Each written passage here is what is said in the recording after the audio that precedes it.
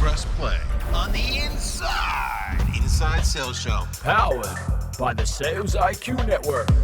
My name is Daryl Prale. I'm your host. And you, my friend, well, you and I, we're going to go on a journey every single week talking to the industry's most accomplished sales legends as they share with us their tips, their tricks, their techniques, and their tactics to become sales rock stars. You simply need to do what they're doing and you will achieve similar nirvana. If you like to laugh, you like to be entertained, if you like to go off on tangents and tell stories, you're going to love what you're going to hear next. Sit back, relax. It's going to get real.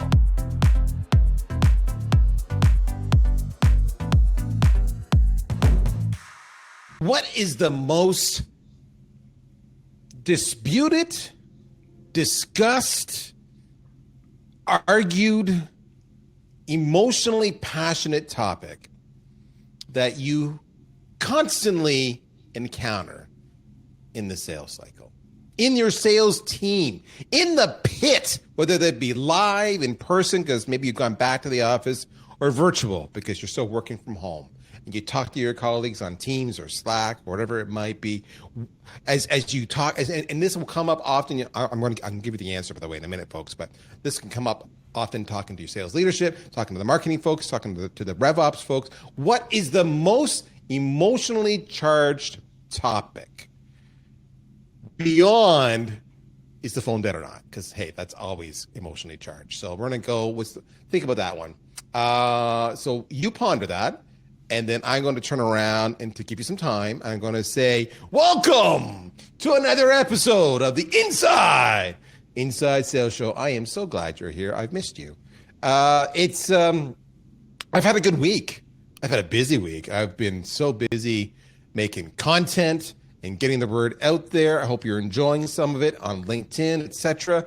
We're having some great productions, or I'm talking to some amazing people. It's a lot of fun. One of the things that came up over and over and over again when I was the head of sales or I was the chief revenue officer from a sales point of view was messaging. It was always messaging. Over and over again, it was messaging. In fact, I just did a LinkedIn post about this. The post I did on a related front was talking about sequencing. And it was saying, you have to continually optimize your sequencing.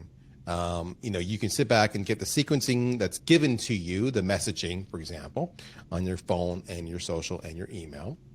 And you're going to bitch and moan and say it doesn't work, and my bad results or my weak pipeline is because the sequence sucks. And to which I said to that in the post, I said, that's bullshit, because you have control on that. You can iterate on that. But instead of iterating on that and trying to understand and get behind the numbers and do an A/B test and within a matter of weeks or a month or two, let's say within a quarter, this would be really crazy, you have it all figured out. No, we don't do that. We want to bitch and moan, and then we want to take shortcuts.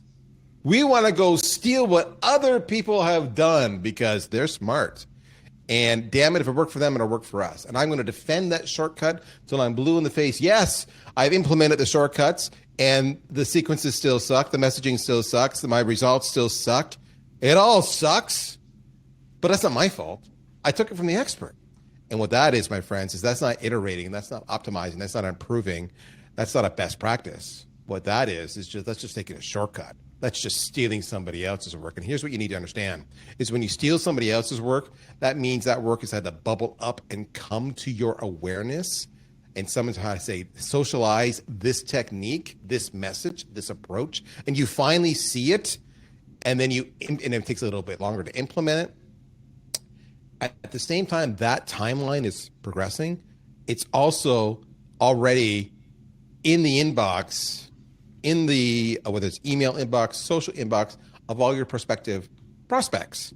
And they know the formula. And that's why it doesn't work when you steal it, because at the same time you've realized it, the buyers realize it. Now they're filtering out that one. I had this conversation with my team here at Agorapulse where I'm like, hey, when you say ABC Inc. less than greater than Agorapulse in your subject line, because you've heard somewhere that really opens well, I already know the formula, and I've got 42 emails alone today from all different vendors using the exact same subject line, and therefore I just delete it. So don't steal, you iterate. But what I'm getting at here in a nutshell is the most passionate thing is messaging and what are the best practices. Too many of you are heavily invested in your own point of view. You would rather be right than be rich. You would rather prioritize your ego and your vanity over your results and your take-home pay. And I get it. I was young once too. But then you get a mortgage, you get kids, and all of a sudden take-home pay matters. It's funny how that works. So where am I going with this? I'm going with the following. We can debate is phone or dead or not. I'm not going to debate that today. We can debate is social selling functional? Does it work or not? In fact, I would tell you as a marketer, it's not social selling, it's social marketing, because I've never bought a damn thing on LinkedIn. I have bought something over email and I have bought something over a phone, but I've never bought anything over LinkedIn. I have accepted a meeting over LinkedIn, but I didn't buy it over LinkedIn. I bought it on the phone. So is it social selling, is it social marketing? I don't know.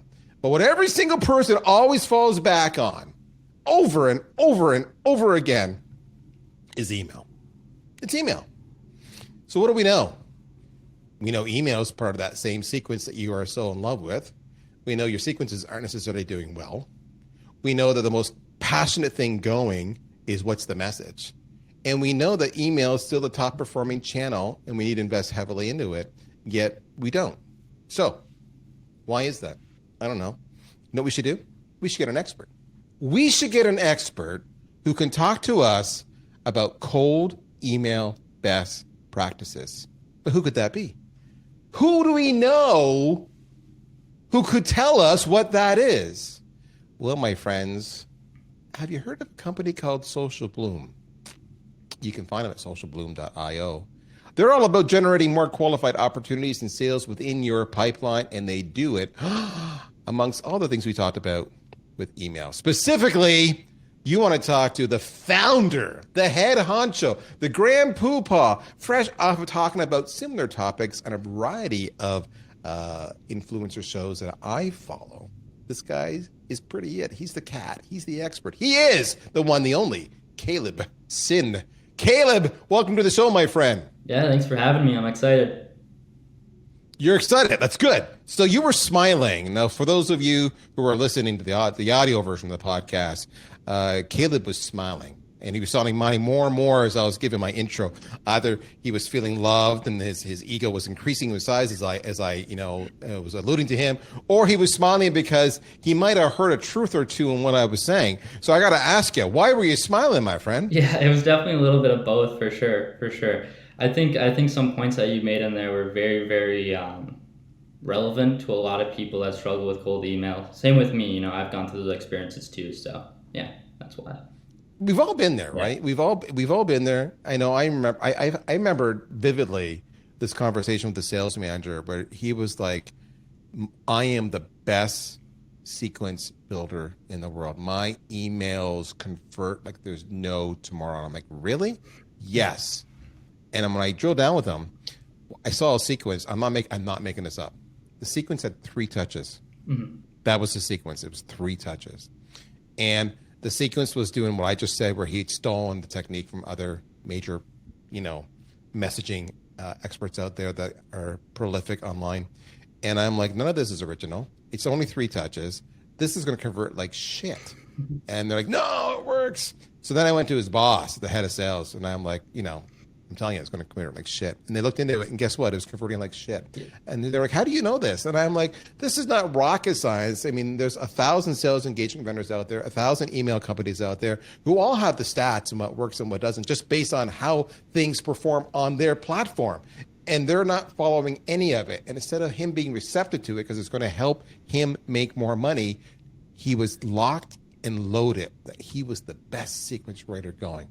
Now, humility is a wonderful thing. He became an amazing, amazing sales leader, but that comes with growth. So today, I need you, my friend, to walk us through how we can take our cold email, because it's easy, guys. It's easy, gals. It's easy, people, to take, a warm email and move it on. But it's a son of a bitch to do it with a cold email. So, Caleb, I need you to walk us through what we need to do. And as Caleb starts to talk about this, and we'll talk back and forth, you know the rhythm here, folks. We're going to go off in tangents. We're going to tell stories. We're probably going to make fun of me at one point. You want to look at things that Caleb's telling you that you can introduce into your own outbound techniques. And again, you want to A/B test it. Remember, we opened up by saying, don't steal other people's, templates or techniques. Instead, iterate. That's what we're focusing on today. I don't think Caleb's going to give us templates to just go use this as your subject line. He's not going to do that. Rather, he's going to tell us what we need to do from a pure technique point of view.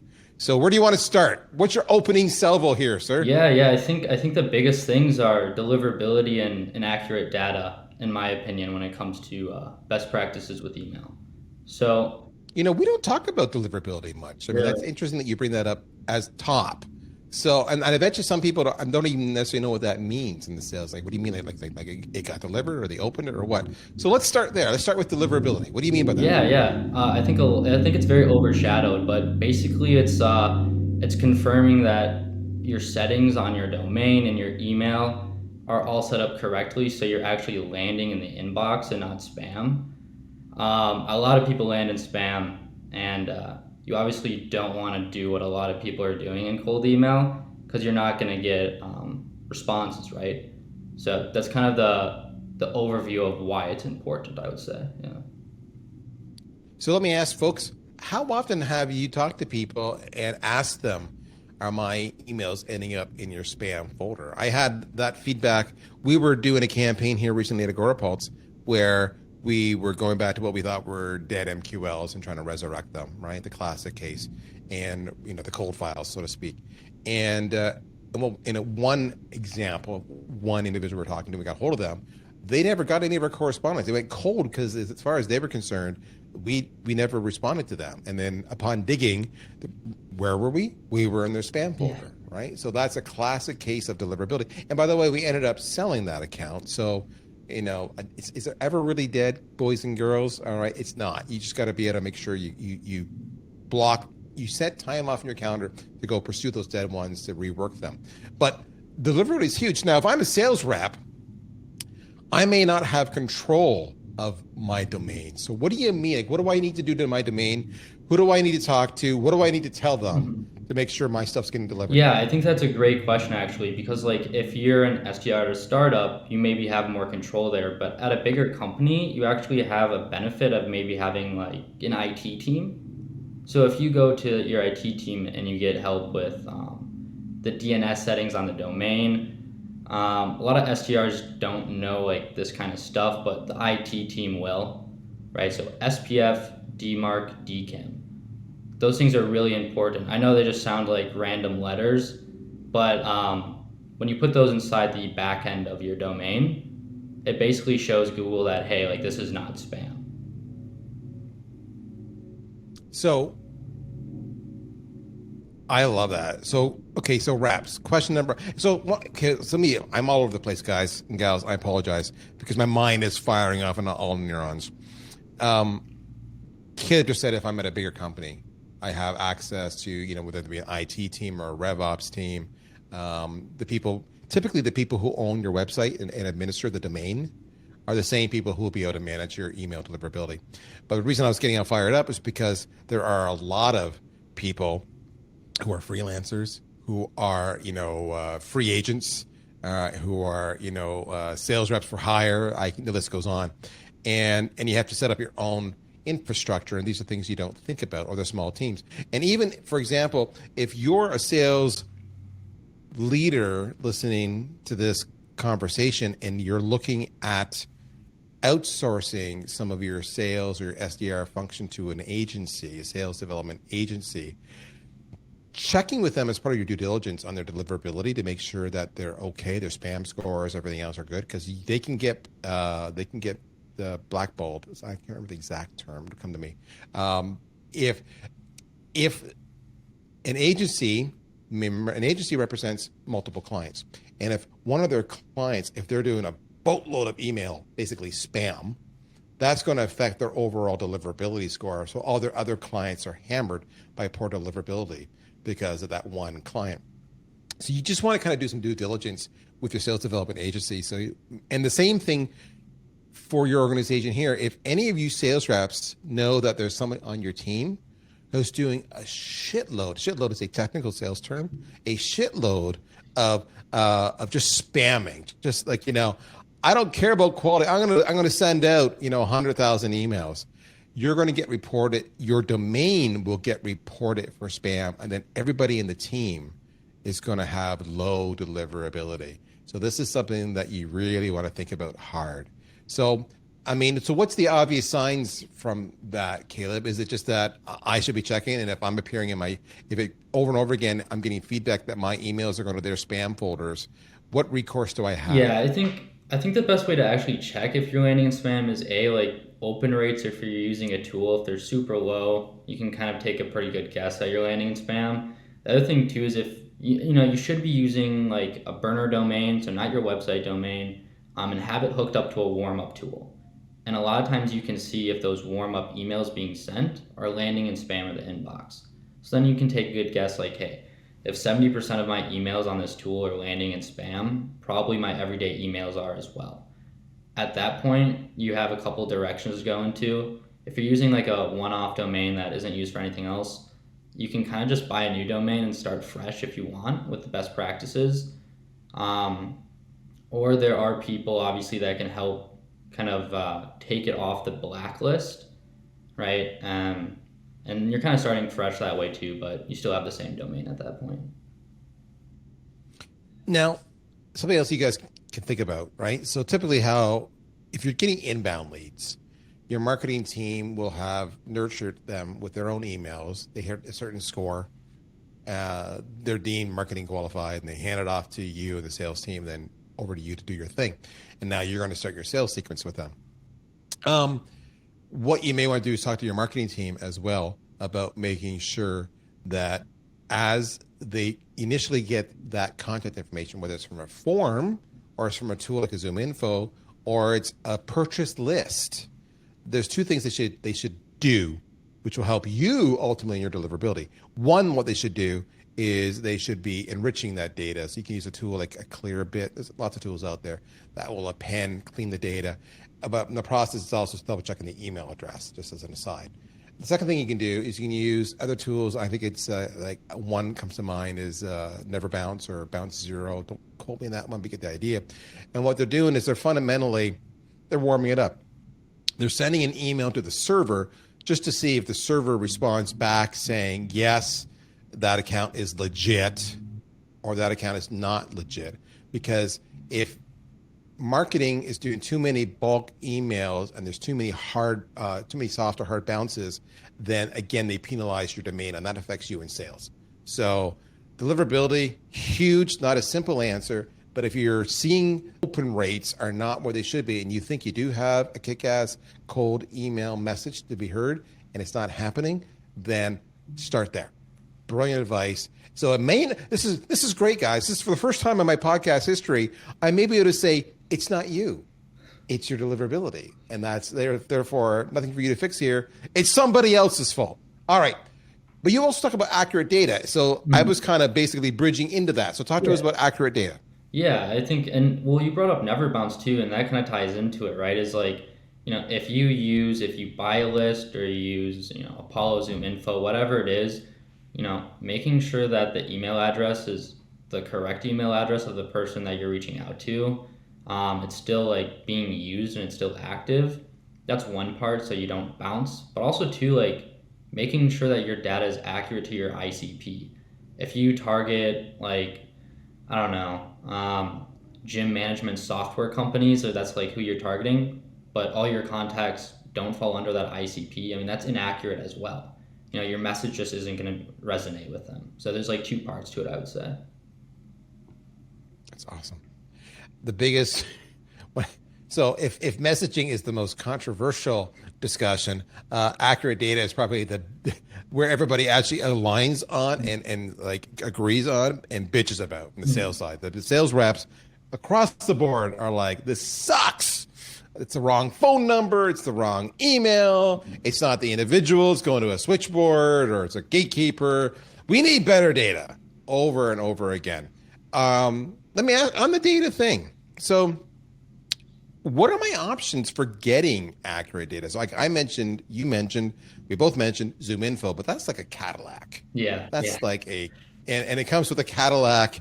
Hell, it comes with a Lamborghini price tag. So are there other tools out there that I can use, that I can utilize, or I can pitch to my management, or I can pitch to my ops team to use to help me get the data I need to succeed? Yeah, I think Accurate data. Apollo is really nice as well, actually, and it's kind of like that low cost option, but you don't lose the quality there. So I'm a big fan of Apollo. So there's a couple that come to mind for me. Apollo is huge, and they're just getting bigger and bigger. They're really having a good run. If you're in Europe, another one is a company called Cognism. They're big in Europe, so that's another one you can look at. Then there's a couple other ones. Seamless.ai, again, more so North American, but they've really done well. Now, these vendors all have degrees of accuracy, and they all have different features and functions. And then, of course, there's solutions like Casper, not as good a quality, more of a credit-based system, but if you're on a budget, that might be what you need.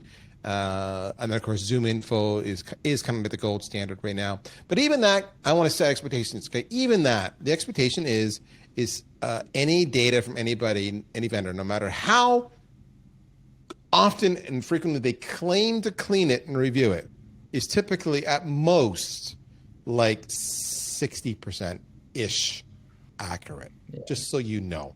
So when you bitch and moan, you say my data is not accurate, well, is it like, is 1 in 4 legit? Is 2 in 4 or 3 in 4? If it's 2 in 4, okay, yeah, you might have an argument. But if 3 and 4 are legit, then you don't have an argument. Just so you know, that's as good as you're going to get. And you have to do your job. All right. So we talked about accurate data. All right, but so that kind of sets us up. Do I have the data to send the email, and is it clean? Will the email be delivered? Boom. What's next? Now I'm writing the email. What's my next best practice? Yeah, I think the next one would probably be relevancy versus personalization. I know, like in the beginning, you mentioned about not talking about templates, and this isn't really a template, but it's more of like how you're going to form your email, right? So, like if we talk about personalization or like that opening line in your message, a lot of people do personalization. And usually what that is like, hey, I saw on your website, like, you have a lot of great reviews. And then they all of a sudden go in like a pitch on their message. But that doesn't really have flow, and it doesn't really it has no like relevancy, right? But when I think about relevancy, I think like if you host a podcast and you reach out to somebody else who is just on another podcast and you're saying, hey, I saw you on X podcast, why not like join mine and we can talk about something? That's very relevant, right? Like that flows really well. It makes sense. And it's not like this fake personalization, and you can do it at scale. You can't really do like personalization at scale. I don't believe so, at least. And so I'm going to see if I can bring it up here, because I actually want to use that as an example. So give me 1 second. In real time, Darrow's over to LinkedIn and listen to what he just said, relevancy. So this is not an email. This is the LinkedIn message I sent to Caleb. Mm-hmm. All right? I said, Caleb, I heard you with Ollie and the AutoClose gang on their Revenue Month series. I'd love to connect with you, and I'd love to get you on my podcast. Any interest? Relevancy. Mm-hmm. Fair point? Yep. All right. And then he was stupid enough to say yes. I mean, right about now, he's in the middle of this recording going, what the hell was I thinking? Yeah. But it's too late. He's here. You can't stop him. So that's okay. So I love that you're distinguishing relevancy versus personalization. So I have my opinion on that. Can you're my guest, I'll let you go first. What's the difference in your point of view, in your perspective, between relevancy and personalization? I think relevancy ties in and it flows into your offer and the pain point that you're shining a light on in your message. While personalization is just you're trying to get your foot in the door, but there's no flow into like your offer, the pain point that you're mentioning. There's no connection, I would say. So for me, personalization is what you initially described. Hey, I saw your blog post. Or hey, we went to the same school. Whatever it might be, right? Whereas relevancy is something that speaks to me as an ICP and a persona, and it really matters to me. So let me give an example. If you're selling to a head of sales, and you said to me, "Hey, I know that as a head of sales, hitting the annual revenue target is stress. You know, can I have 10 minutes in your schedule to talk about how we can help you achieve that goal?" Well, it's personalized to me a little bit, but it's not relevant. Yeah. But if you said to me, "Hey, as a head of sales, I know you have the number to hit, but I know what's probably bugging you even more is the fact that your reps consistently suck at following a very simple discovery process that you've put in place, or updating their CRM, or even following your messaging guidelines, and it probably exasperates you. If I could help get rid of that short-term frustration so you can hit that long-term goal, would that be worth 10 minutes of your time? That's relevant because it's personal and it's emotional. Yeah. It's what I'm living right now. I just got off a call with a rep who's got a very simple, I want you to follow the MEDIC or the SPICE framework. And you did even ask what the metrics were that they were using to measure the pain they're experiencing. What the hell's your problem? We talked about this. That's relevant to me. That's pissing me off. Yeah. And that's an example. When we talk about not a template, I use the word framework. So there's lots out there. I've talked about this before. I've got a few here. ACCA, which is awareness, consideration, comprehension, action. There's BAB, before, after, bridge. There's PAS, problem, agitate, solution. There's ADA, which you would know from Glengarry Glen Ross, which is attention, interest, desire, action. All of these first lines, Josh Braun has his 4 T's, TTTT. First one being trigger, then third-party validation, then teach me and tell me. And so that's where relevancy comes in. So I'll give an example. I have a presentation I use when I'm giving sales kickoffs to talk about these frameworks. And it often comes across better with an example. So TTTT, the first one is trigger. So it says, Daryl, now the first line, all right, this is relevancy, but it's also trigger. It's triggering me. Notice your sales team has changed a little since you took over as chief revenue officer. That's all it is. You know how relevant that is? Because you're not making an I heard you on the podcast. He's noticing that the dynamics of my team have physically changed since I took over. That's subtle. Yeah. That's relevant, as opposed to, hey, I noticed I saw you became CRO 6 months ago. Congrats. Well, that's personalized. Yeah. It's not relevant. Mm-hmm. So those are the frameworks that make a hell of a difference in your actual relevancy versus personalization. Do you have, when you're trying to teach this to your own reps or with your clients, is this something they pick up on right away, or do they struggle with this? I think a lot of people struggle with it at first. I think the only way you can really, really pick it up is by running your own campaigns and understanding, okay, the results are coming in from when I'm doing something more relevant or something more personalized. And I think it's different company to company as well, because every company has a different offer and a different pain point of their ICP, right? So you really have to dig deep to find what that is before you just jump in, I would say. Yeah. Right. And I love what Caleb was saying there, right? Something you have to, basically he was saying something you have to iterate. He said you have to dig in on and experiment with, which is how he opened up by saying is that don't take shortcuts, actually iterate on your messaging if you want to have kick-ass cold emails. All right, so that's I'm going to follow proven frameworks that we know work. I'm going to monitor my open rates. I'm going to make sure that my opening line is not just personalized, but in fact incredibly relevant to my ICP, my persona, and I know that the data is good. So where do I go next? Yeah, I think getting creative is your next step. And that kind of ties in what we were just talking about, right? Like if you don't know what is relevant to your ICP, well, get creative in in your message so you can try and find that market intelligence and that feedback. Same with templates, right? Like it's good to have that as a bone structure, but venture past that a little bit. Do things most people don't and try them out, because be like a pioneer in the SDR world, I guess, a little bit, and get creative.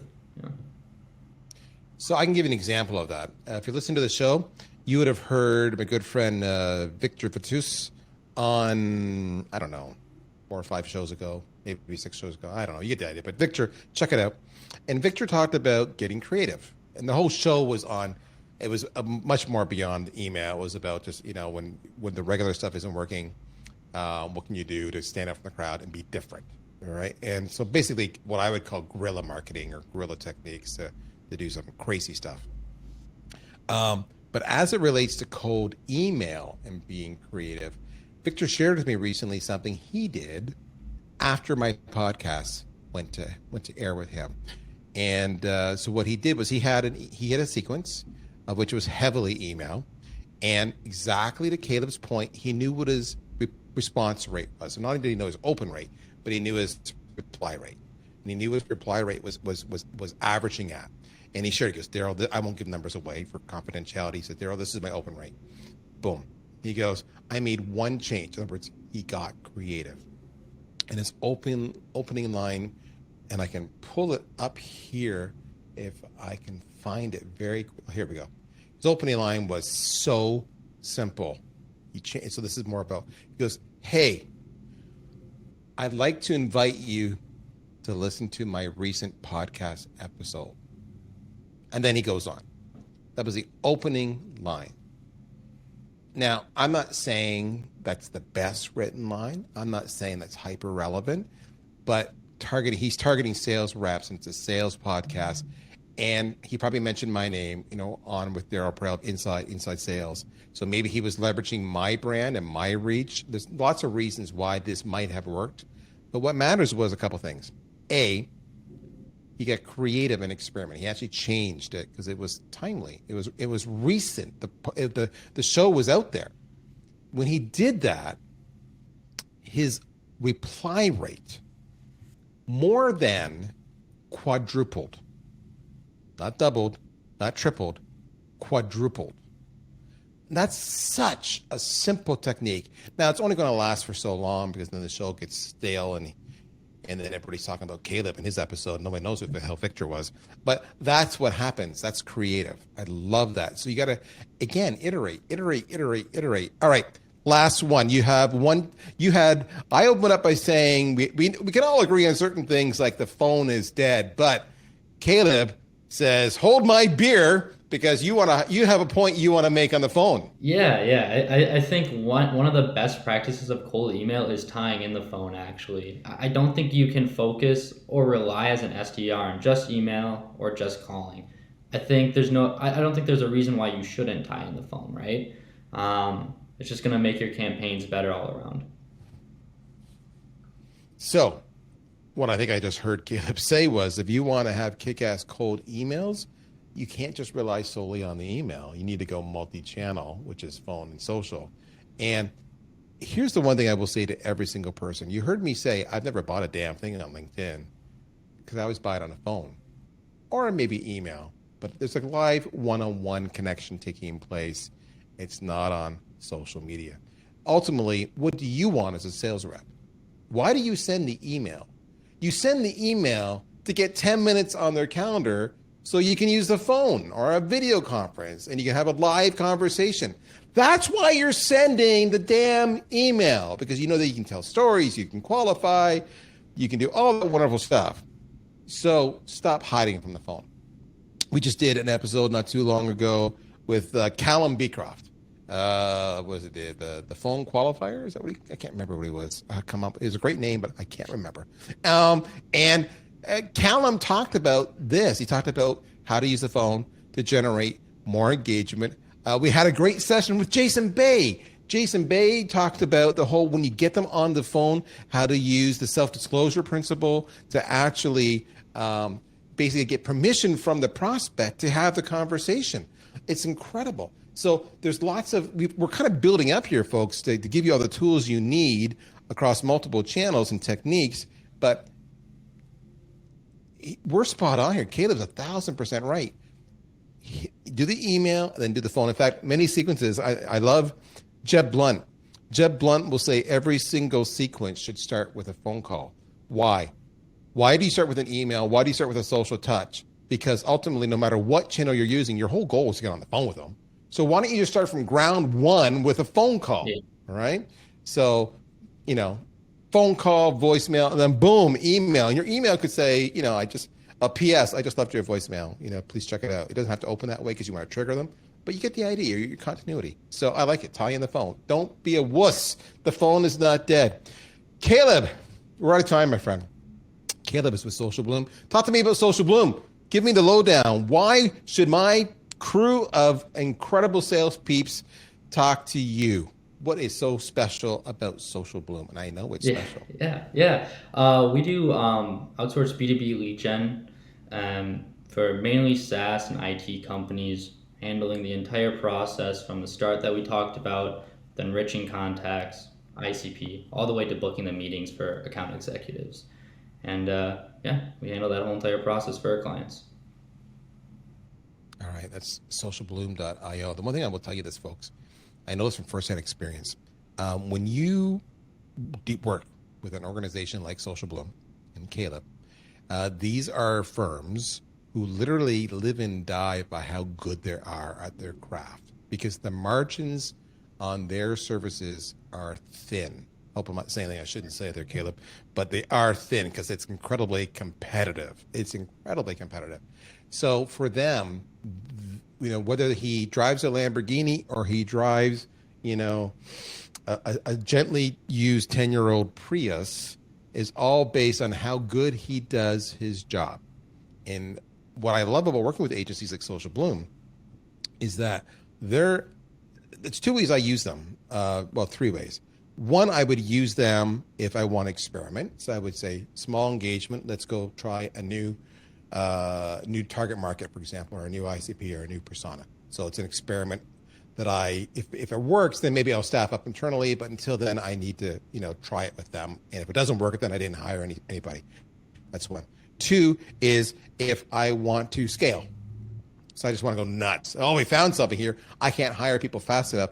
Let's go. So one is experiment, two is scale, three is to learn. So when you find an agency that's really good, give them the business and then watch everything they do and then bring as much of those best practices in-house. Then what you will find happens is you'll never get rid of them. So you hired them to learn from them, but then you realize that they add so much value that you'd be stupid to get rid of them. So different ways of using agencies versus in-house. I've done a lot of shows on this before in the past. If you want to see that, let me know. Hit me up on social. But in the meantime, we are out of time. That is Caleb Sinn, founder at Social Bloom, socialbloom.io. You can find him on LinkedIn, just like it sounds, Caleb Sinn with two N's, not one. My name's Daryl with two R's, not one. Prail with two L's, not one. Daryl Prail. You like it. I am with the Inside Sales Show. I had fun this week. I hope Caleb did too. And I hope you did too. Go review your cold email outreach and then join me again here next week. Talk to you soon. Take care. Bye-bye.